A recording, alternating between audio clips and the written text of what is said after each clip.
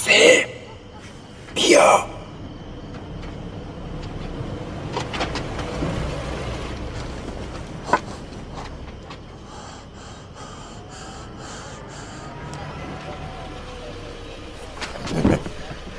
سلام علیکم. سلام. مشکلی پیش اومده؟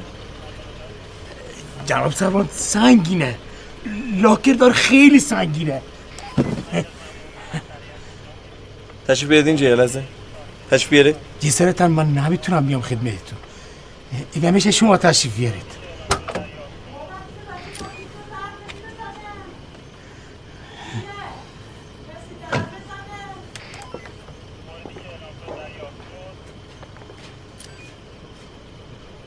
چه کار داری میکنی اینجا؟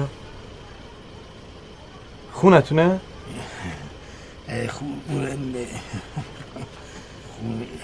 بیا اینجا ببینم. کاظم چه کار داری میکنی؟ چرا نمیای؟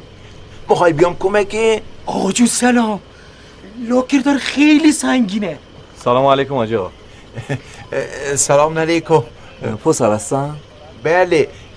توری شده؟ نه یکی سوء تفاهم بود که حل شد.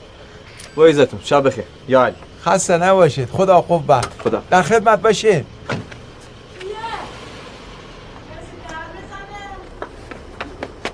کاظم چی کار میکنی؟ الان میام میبینه تو. آقا جون کدوم گیر که نبره که نمیبینم تو حقا. دارنم یا خون.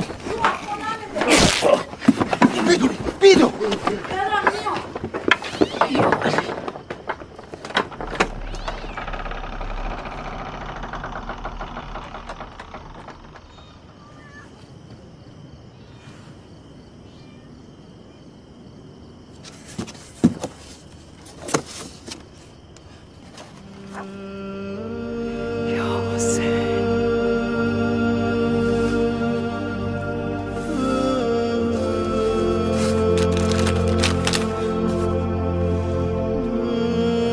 بابا خیلی خیر گذشت ندیدن اونا بگن هجون کم میشو.